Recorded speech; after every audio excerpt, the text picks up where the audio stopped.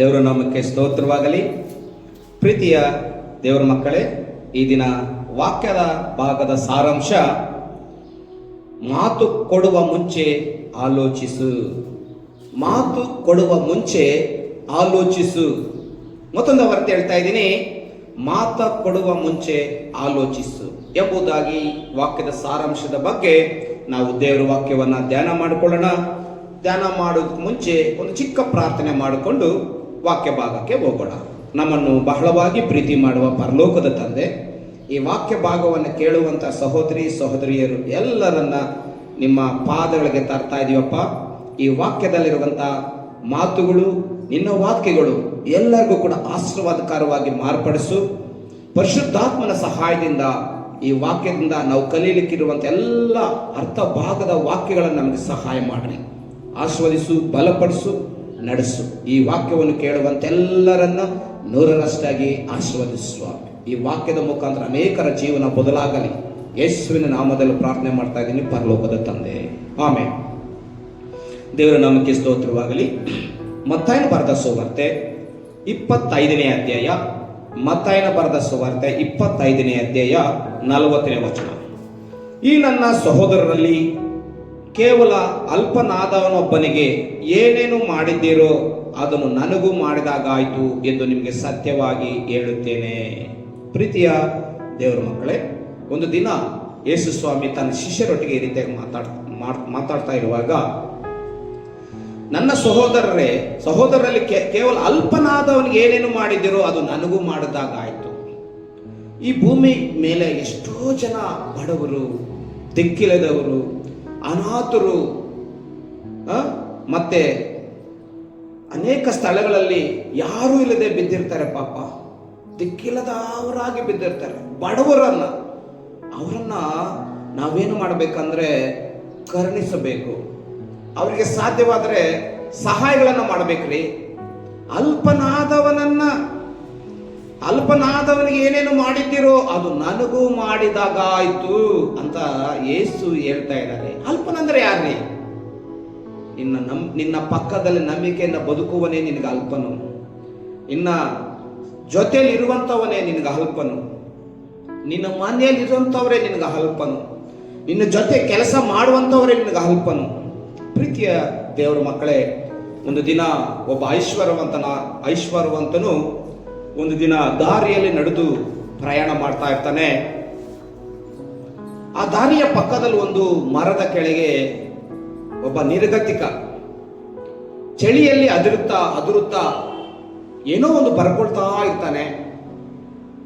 ಆಗ ಈ ಐಶ್ವರ್ಯವಂತನು ಆತನನ್ನು ಮಾತಾಡಿಸ್ತಾನೆ. ಏನಪ್ಪಾ, ಇಷ್ಟೊಂದು ಚಳಿ ಇದೆಯಲ್ವಾ, ನೀನು ಒಂದು ಕೋಟ್ ಹಾಕೋಬೋದಲ್ವಾ ಅಂತ ಕೇಳಿದಾಗ ಆ ಒಂದು ನಿರ್ಗತಿಕನು ಹೇಳ್ತಾನೆ, ಅಯ್ಯ ಸ್ವಾಮಿ, ನಾನು ನಿರ್ಗತಿಕನು, ನಾನು ಬಡವನು, ನನ್ನ ಹತ್ರ ಕೋಟ್ ಇಲ್ಲ ಅಂತ ಹೇಳಿದಾಗ ಆ ಶ್ರೀಮಂತ ಐಶ್ವರ್ಯವಂತನ ಹೇಳ್ತಾನೆ, ಸರೇ, ನಾನು ನಿನಗೆ ಮನೆಗೆ ಹೋಗಿ ನನ್ನ ಹತ್ರ ಒಂದು ಕೋಟ್ ಇದೆ, ಅದು ನಿನಗೆ ತಂದು ಕೊಡ್ತೇನೆ ಅಂತ ಹೇಳಿ ಈ ಐಶ್ವರ್ಯವಂತ ತನ್ನ ಮನೆಗೆ ಹೋಗ್ತಾನೆ. ಮನೆಗೆ ಹೋಗಿ ಆ ವಿಷಯ ಮಾತು ಕೊಟ್ಟಿರ್ತಾನಲ್ಲ, ಆ ಮಾತು ಮರೆತು ಹೋಗ್ತಾನೆ. ಈ ಭಿಕ್ಷಕ, ಈ ನಿರ್ಗತಿಕ ಏನ್ ಮಾಡ್ತಾನೆ, ನಾನು ಚಳಿಯಿಂದ ತುಂಬಾ ಕಷ್ಟ ಪಡ್ತಾ ಇದ್ದೀನಿ, ಈ ಐಶ್ವರ್ಯವಂತ ಶ್ರೀಮಂತ ನನ್ನ ಹತ್ರ ಬಂದು ನಾನು ನಿನಗೆ ಒಂದು ಕೋಟ್ ಕೊಡ್ತೀನಿ ಎಂಬುದಾಗಿ ಹೇಳಿದ್ದಾನೆ ಅಂದ್ಬಿಟ್ಟು ತುಂಬಾ ಸಂತೋಷವಾಗಿ ಏನೋ ಬರೆದುಕೊಳ್ಳುತ್ತಾ ನೆಮ್ಮದಿಯಾಗಿರ್ತಾನೆ. ಆದ್ರೆ ಈ ಶ್ರೀಮಂತ ಐಶ್ವರ್ಯವಂತ ಏನ್ ಮಾಡ್ತಾನಪ್ಪ ಅಂದ್ರೆ, ಆತನು ಮಾತು ಕೊಟ್ಟಿರೋದನ್ನ ಮರೆತು ಬಿಡ್ತಾನೆ ಆ ಮಾತು. ಕೆಲವು ದಿನಗಳಾದ ಮೇಲೆ, 1-2 ದಿನ ಆದ ಮೇಲೆ ಮತ್ತೆ ಐಶ್ವರ್ಯವಂತ ಜ್ಞಾಪಕ ಮಾಡ್ಕೊಂಡು, ಅಯ್ಯೋ, ನಾನು ಆ ನಿರ್ಗತಿಕನಿಗೆ, ಆ ಬಡವನಿಗೆ ನಾನು ಒಂದು ಕೋಟ್ ಕೊಡ್ತೀನಿ ಅಂತ ಹೇಳಿದ್ನಲ್ಲ, ಏನ್ ಮಾಡೋದಂತ ಕೋಟ್ ಎತ್ಕೊಂಡು ಆ ಮನುಷ್ಯನ ಆ ಮರದ ಬಳಿಗೆ ಹೋದಾಗ ಆ ಮನುಷ್ಯ ಸತ್ತೋಗಿರ್ತಾನೆ ರೀ. ಸತ್ತೋದಿದ್ದಾಗ ಆ ಒಂದು ಐಶ್ವರ್ಯವಂತನಿಗೆ ತುಂಬಾ ನೋವಾಗುತ್ತೆ, ತುಂಬಾ ಅಳ್ತಾನೆ, ತುಂಬಾ ಗೋಳಾಡ್ತಾನೆ. ಅಯ್ಯೋ, ನಾನೆಂತ ತಪ್ಪು ಮಾಡಿದೆ, ನಾನು ಈ ಮನುಷ್ಯನಿಗೆ ಮಾತು ಕೊಟ್ಟಿದ್ದೆ, ನಾನು ನಿನಗೆ ಸಹಾಯ ಮಾಡ್ತೇನೆ ಅಂತ ಮಾತು ಕೊಟ್ಟಿದ್ದೆ, ಆದ್ರೆ ನನ್ನ ದೌರ್ಭಾಗ್ಯ, ನಾನು ಆ ಮಾತನ್ನ ನಾನು ಮರೆತು ಹೋದೆ ಅಂದ್ಬಿಟ್ಟು ತುಂಬಾ ಗೋಳಾಡಿ ಅಲ್ಲಿರ್ತಕ್ಕಂಥ ಒಂದು ನೋಟ್ ಬುಕ್ ಅನ್ನು ತೆಗೆದು ನೋಡ್ತಾನೆ. ಆ ಒಂದು ಭಿಕ್ಷುಕ ಏನ್ ಬರ್ದಿರ್ತಾನಂದ್ರೆ, ಅಯ್ಯ ಸ್ವಾಮಿ, ನೀನು ಬರೋದಕ್ಕೆ ಮುಂಚೆ ನಾನು ತುಂಬಾ ಎಷ್ಟೋ ಸಂತೋಷವಾಗಿದ್ದೆ, ಎಷ್ಟು ನೆಮ್ಮದಿಯಿಂದ ಜೀವನ ಮಾಡ್ತಾ ಇದ್ದೆ.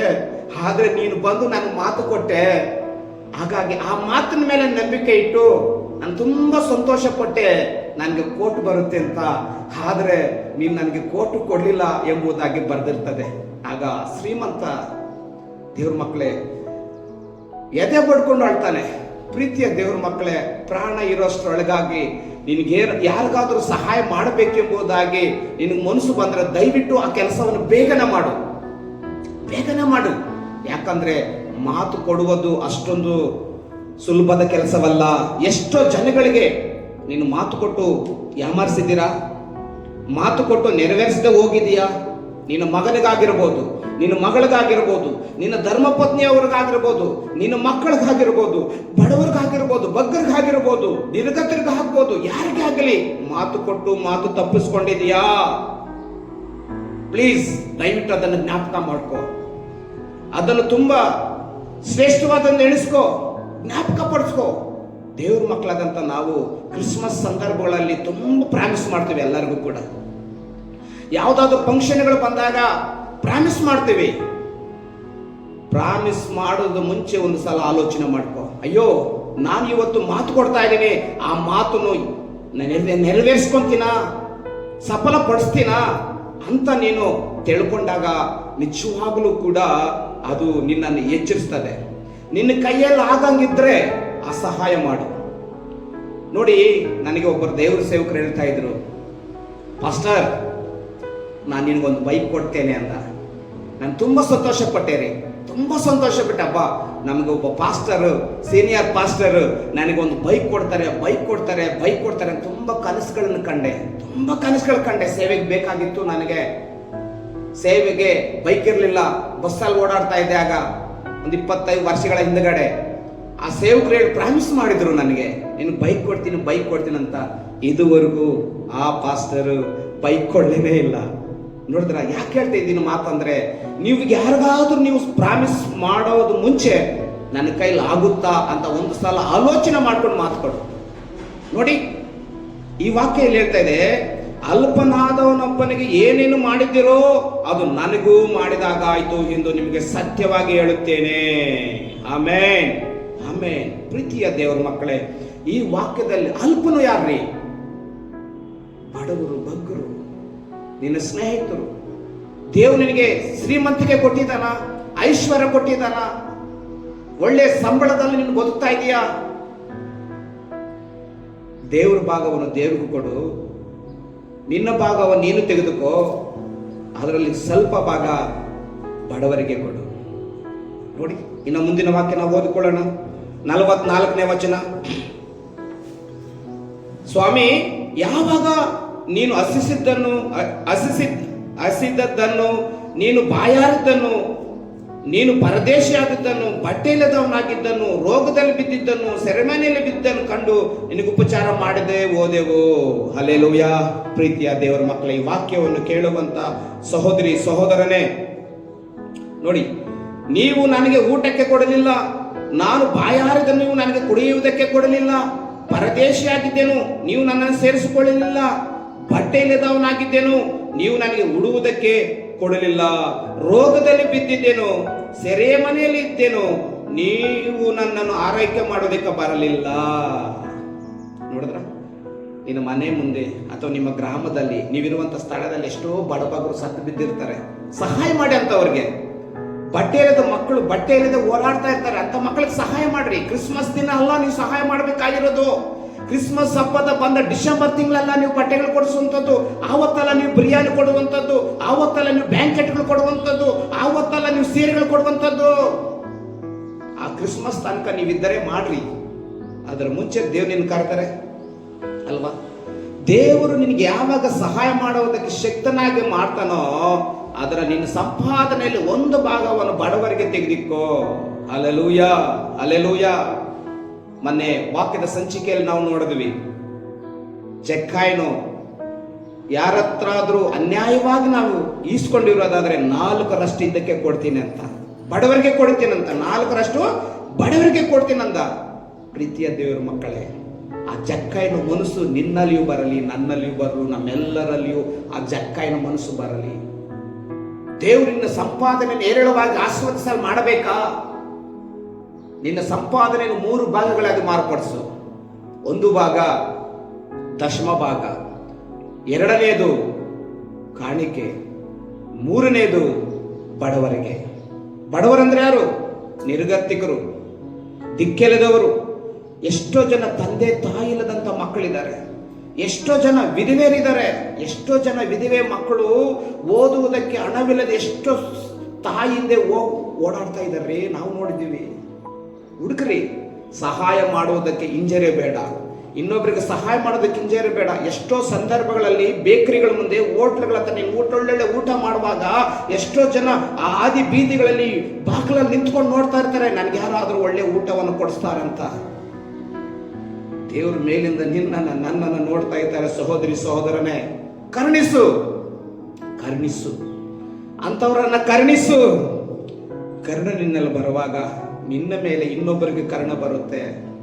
ಪ್ರೀತಿಯ ದೇವ್ರ ಮಕ್ಕಳೇ, ನೋಡಿ ಸ್ವಾಮಿ ಏನ್ ಹೇಳ್ತಾ ಇದ್ದಾರೆ? ಆಗ ಆತನು, ನೀವು ಈ ಕೇವಲ ಅಲ್ಪವಾದದ್ರಲ್ಲಿ ಒಬ್ಬನಿಗೆ ಏನೇನು ಮಾಡದೆ ಓದಿರೋ ಅದನ್ನು ನನಗೆ ಮಾಡದೆ ಹೋದಾಗಾಯಿತು ಎಂದು ನಿಮಗೆ ಸತ್ಯವಾಗಿ ಹೇಳುತ್ತೇನೆ ಅನ್ನುವನು. ಮತ್ತು ಇವರು ನಿತ್ಯ ಶಿಕ್ಷೆಗೂ ನೀತಿವಂತರು ನಿತ್ಯ ಜೀವಕ್ಕೆ ಹೋಗುವರು. ನೋಡಿದ್ರ, ಜ್ಞಾನೋಕ್ತಿಗಳಲ್ಲಿ ಒಂದು ಮಾತಿದೆ. ಏನಪ್ಪಾ ಅಂದ್ರೆ,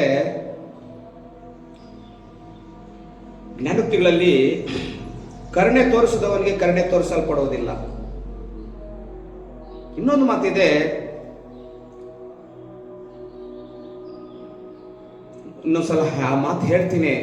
ಪ್ರೀತಿಯ ದೇವ್ರ ಮಕ್ಕಳೇ, ಸೆರೆಯಲ್ಲಿರ್ತಕ್ಕಂಥವ್ರು ಹೋಗಿ ಸಂಧಿಸ್ತು, ಅವ್ರಿಗೋಸ್ಕರ ಪ್ರಾರ್ಥನೆ ಮಾಡು. ಆ ಸೆರೆಯಿಂದ ಬಿಡುಗಡೆ ಮಾಡೋದಕ್ಕೋಸ್ಕರ ಪ್ರಾರ್ಥನೆ ಮಾಡು. ಎಷ್ಟೋ ಜನ ಆಸ್ಪತ್ರೆಗಳಲ್ಲಿ ಮಲಗಿದ್ದಾರೆ, ಅಂಥವ್ರ ಹತ್ರ ಹೋಗಿ ಸಹಾಯ ಮಾಡ್ರಿ. ನೀವು ಹೋಗಿ ಆಸ್ಪತ್ರೆಗಳಲ್ಲಿ ಮಲಗಿರ್ತಾರಲ್ಲ, ಅವ್ರ ಹತ್ರ ಹೋಗಿ ನಿಮ್ಮ ಮುಖ ನೋಡ್ಸ್ಕೊಂಡ್ ಬರೋದಕ್ಕೆ ಹೋಗ್ಬೇಡ್ರಿ. ಆಸ್ಪತ್ರೆಗೆ ಸುಮ್ಮನೆ ಬ್ರೇಕೈಯಲ್ಲಿ ಆಸ್ಪತ್ರೆಗೆ ಹೋಗ್ಬೇಡ. ಬ್ರೇಕೈಯಲ್ಲಿ ಹೋಗಿ ಒಂದು ಪ್ರಾರ್ಥನೆ ಮಾಡಿ ಬಂದ್ರೆ ಏನು ಅಷ್ಟೊಂದು ಚೆನ್ನಾಗಿರಲ್ಲ. ಹೋಗಿ ಅವರನ್ನು ಸಂತೈಸಿ, ಅವರನ್ನು ಧೈರ್ಯಪಡಿಸಿ, ಕೈಯಲ್ಲಿ ಆದಷ್ಟು ಅವರ ಕೈಯಲ್ಲಿ ಕೊಟ್ಟು ಬನ್ನಿ. ಇದು ಆಶೀರ್ವಾದ ನಿನಗೆ. ಎಷ್ಟೋ ಜನ ದೇವ್ರ ಮಕ್ಕಳು ಹೋಗಿ ಮುಖ ನೋಡ್ಕೊಂಡು ಆಯ್ ಬಾಯಿ ಹೇಳಿ ಬರುವಂತರಾಗಿರ್ತಾರೆ. ಆ ಆಸ್ಪತ್ರೆಯಲ್ಲಿ ಎಷ್ಟೋ ಕಷ್ಟಪಟ್ಟು ಒದ್ದಾಡ್ತಾ ಇರ್ತಾರೆ ದೇವ್ರ ಮಕ್ಕಳೇ. ಅಂಥವ್ರಿಗೆ ಸಹಾಯ ಮಾಡಿ, ಅಂಥವ್ರಿಗೆ ಸಹಾಯ ಮಾಡಿ. ಬಡತನದಲ್ಲಿರೋರಿಗೆ ಸಹಾಯ ಮಾಡಿ, ಆಸ್ಪತ್ರೆಯಲ್ಲಿರುವಂಥವ್ರಿಗೆ ಸಹಾಯ ಮಾಡಿ, ನಿರ್ಗತರಿಗೆ ಸಹಾಯ ಮಾಡಿ. ಇವೆಲ್ಲ ನೀನು ಮಾಡುವಾಗ ಇದೆಲ್ಲವೂ ಯಾರಿಗೆ ಸಲ್ಲುತ್ತೆ ಗೊತ್ತಾ? ದೇವರಿಗೆ ಸಲ್ಲುತ್ತದೆ. ಆಮೆನ್. ಈ ವಾಕ್ಯದ ಪ್ರಕಾರ ದೇವರಿಗೆ ಸಲ್ಲುವಂಥದ್ದಾಗಿರ್ತದೆ ದೇವರ ಮಕ್ಕಳೇ. ಹಾಗಾಗಿ ನೀನು ಒಂದು ಮಾತು ಕಲಿಬೇಕು. ಯಾರಿಗಾದರೂ ಸಹಾಯ ಮಾಡಬೇಕಂತ ನಿನ್ನ ಮನಸ್ಸು ಬಂದ್ರೆ ನಾಳೆ ಮಾಡ್ತೀನಂತ ನೀನು ವಾಯಿದೆ ಹಾಕಬೇಡ. ಇನ್ನೊಂದು ಬರೋ ವಾರದಲ್ಲಿ ಮಾಡ್ತೀನಂತ ವಾಯ್ದೆ ಹಾಕಬೇಡ. ಬರುವಂತ ತಿಂಗಳಲ್ಲಿ ಮಾಡ್ತೀನಂತ ವಾಯ್ದೆ ಹಾಕಬೇಡ. ಇವತ್ತು ನಿನಗೆ ದೇವರು ತಿಳಿಸ್ಕೊಟ್ನ, ಇವತ್ತೇ ಮಾಡು ಒಳ್ಳೆ ಕೆಲಸ. ಒಳ್ಳೆ ಕೆಲಸ ಮಾಡೋದಕ್ಕೆ ಯಾವತ್ತೂ ಅಷ್ಟೇ ವಾಯ್ದೆ ಅಥವಾ ಮುಂದಕ್ಕೆ ಹಾಕಬೇಡ. ಮುಂದಕ್ಕೆ ಹಾಕಬೇಡ.